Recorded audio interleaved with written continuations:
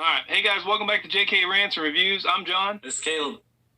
I feel like Iron Man at the beginning of Iron Man 2 when he hits the ground. He's like, it is good to be back. It is. But kind of. But today we're going to be talking about Batman. I fell. And this might be broke it. He broke it. Let's get do your thing, cuz? No. You're gonna break the table. And here we go.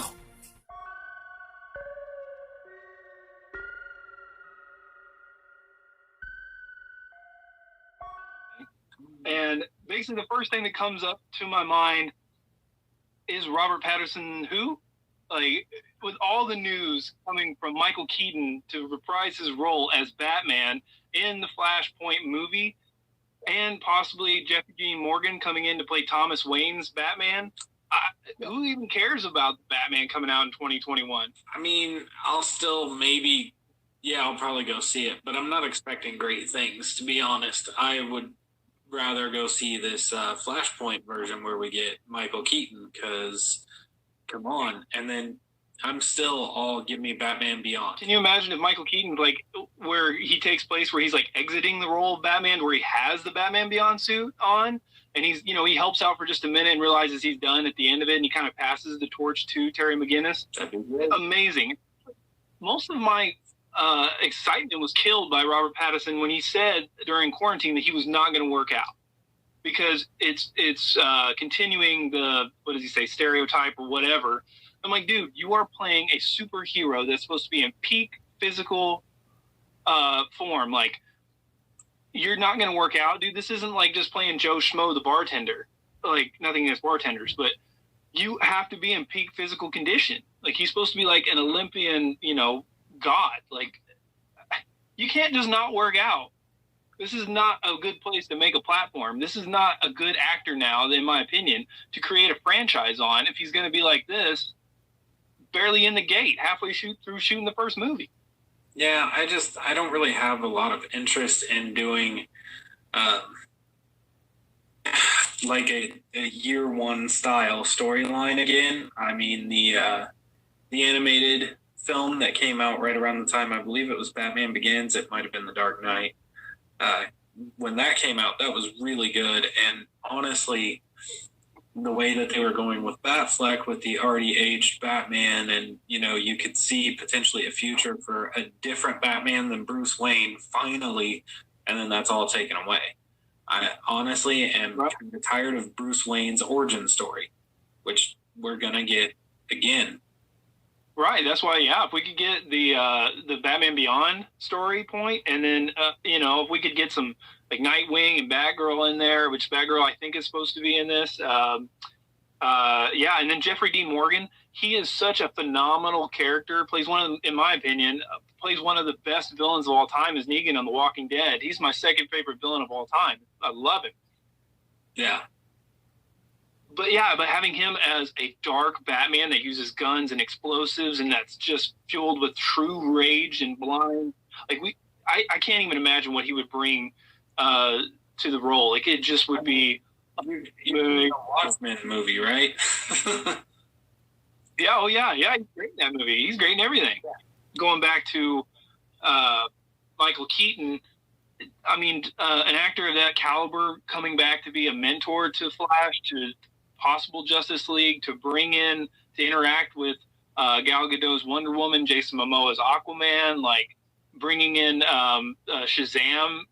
There's so many cool characters in the Flashpoint comic that you can bring in and interact and build. And this is kind of the movie that Warner Brothers has kept in their back pocket to reset certain things.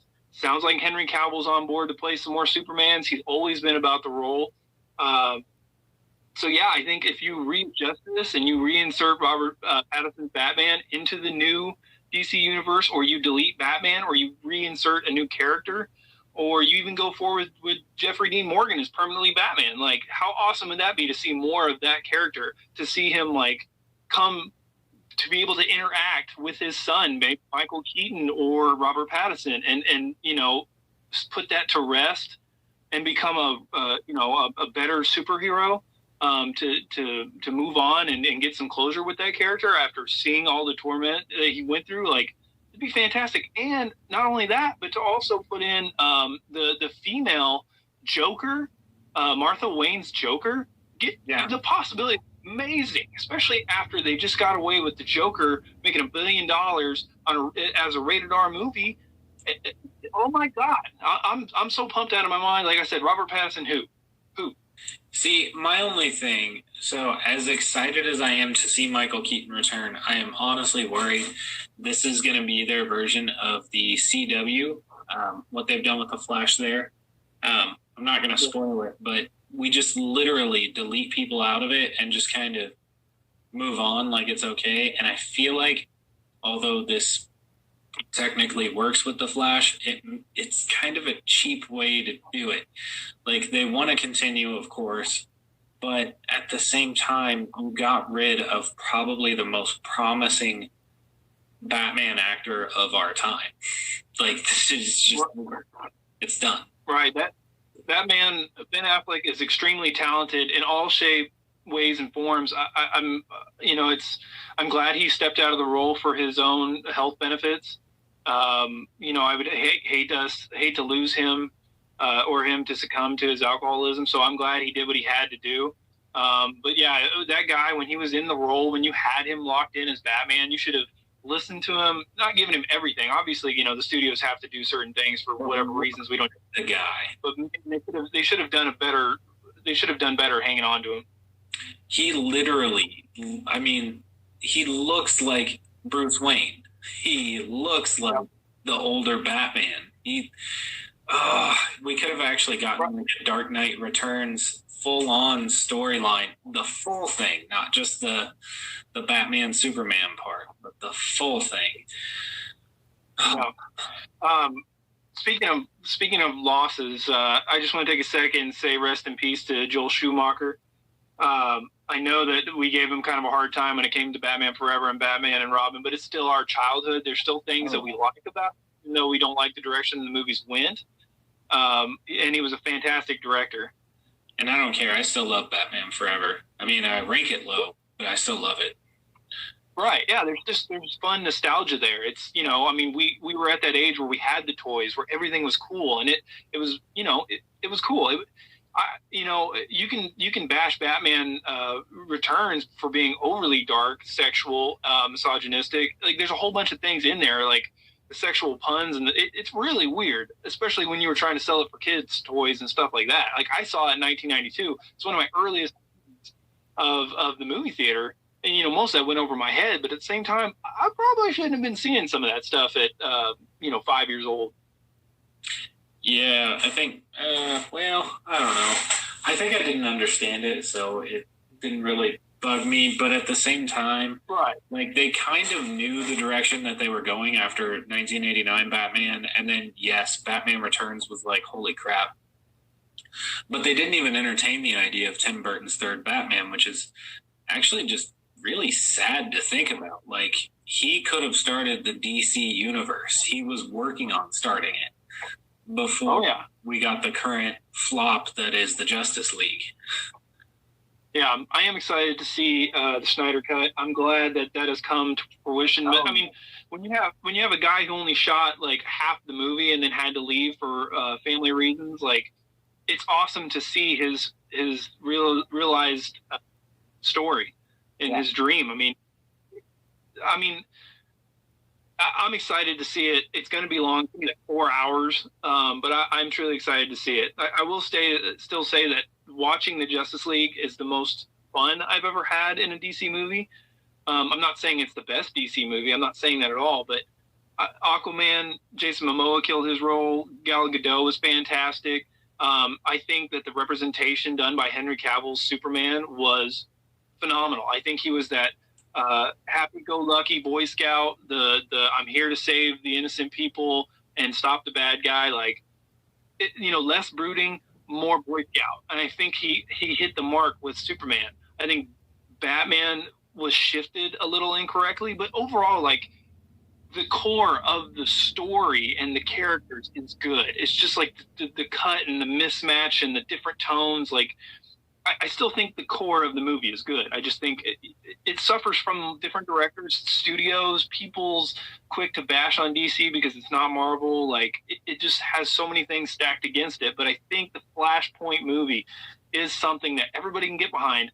People can get behind a female Joker because it's real. It's in the comics. People can get behind a Batman that uses a gun because it's real. It's in the comics. You know what I mean? Like, it's not grasping at straws. It's not fake. It's organic. It's real. Like, you had a Batman that backed out because of health reasons, and disagreements with the studio. So you switch the Batmans in multiple parallel universe, multiverse. Like, it works because it's in the story. Like, I really hope and pray that this Flash movie just drills it home and hits all the right marks, and saves the DC universe. Yeah. I did also. Sorry, I'm so excited I can't stop. I did also read somewhere about this Flashpoint film that if Keaton were to decline, that they want Christian Bale to come back, and I actually think it would be better if he didn't. And here's why. Yeah. That storyline ended. That Batman doesn't really hold a place in with these heroes like Wonder Woman and Superman. There's a different level of feel to that trilogy versus what Ben Affleck's Batman was bringing. There's a huge difference. Like, I don't see the Dark Knight Batman with these heroes of today. I can better see an aged Michael Keaton kind of walking through like, whoa, what? But yeah, but I think Michael Keaton was missing a lot of aspects to the Batman character. I think Christian Bale, had they stuck with the Batman Begins and actually stuck with more of the, like, he trained in multiple arts, like, he's very intelligent, he is up to date on technology, and he uses help to better his technology. Like, had they actually stuck with him being like a ninja and just like dropping people instead of just like walking up in broad daylight and dropping people. Like, I think had they kept the mystique and kept him in darkness and made him more of a ninja, I think he would be more fitted in these new superhero movies, especially if you would have given him a Batman Beyond suit. I can't even imagine. Christian Bale's Batman in a Batman Beyond suit would definitely keep up with Henry Cavill. I'm not saying he would beat him in a fist fight. I'm not saying that. I'm just saying you could see them interacting in the same one. Instead of I don't know. I would rather see Joseph Gordon-Levitt reprise his role at the end of Dark Knight Rises, where he's going into the Batcave to take over. Like, give me that instead. Because the Christian Bale thing, like, I get it, but at the same time, then you're having to fit this into the trilogy timeline, which does not make sense. Yeah. Christian Bale retired. Or, well, that Bruce Wayne is done. Well, but I mean, there's always something that can bring you back, or something happened, or you could open up with Justin Gordon-Levitt dying, and he has to suit up one more time to avenge whoever killed him, or what. I mean, there's always a reason to get it in there. And the nice thing about the multiverse is it all exists. It could all exist in some timeline. It could. I just personally think that the Christian Bale Batman would not be a good fit for this. Yeah. Yeah.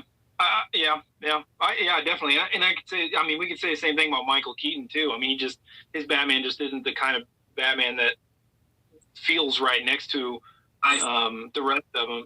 I feel like this one would have a higher entertainment value with Michael Keaton than it would with Christian Bale, because Michael Keaton, those two Batman films were a different level of dark mixed with comedy, if you will, and it was dark comedy. Yeah, it's more fitting. You can, like, the mood of Batman vs. Superman, that fits. Not so much Justice League, because there was a tonal shift every 6.5 minutes. Right.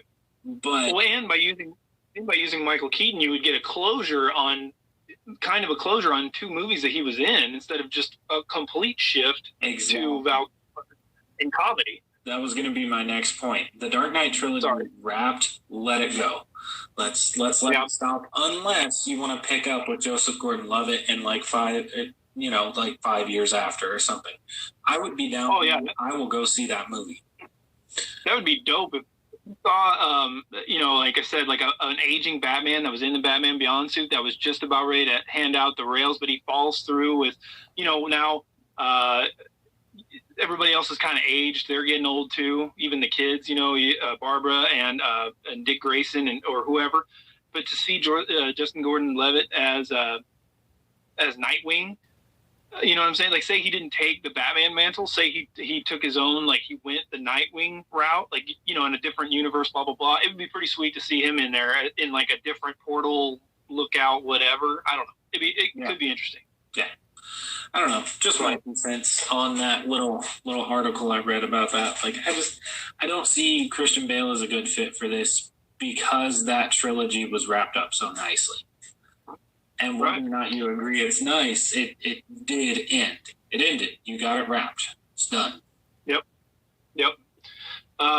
So, guys, let us know what you guys think. If we missed anything, if there's something you guys want to see that we didn't cover. Are you guys still excited for the Matt Reeves Batman in 2021, hopefully? Or are you not even caring? You're on board with Michael Keaton. You can't wait for the Flashpoint. Make sure and comment down below and let us know. Make sure and like, comment, subscribe, hit that notification bell so you can get some more R&R. Till next time, JK out. My question, who would you rather see as a Batman at this point instead of Bruce Wayne? Yeah, there you go. I mean, at this point, there are so many other Batmen. Who do you want to see? I want to see Terry McGinnis. That's what I want. There you go.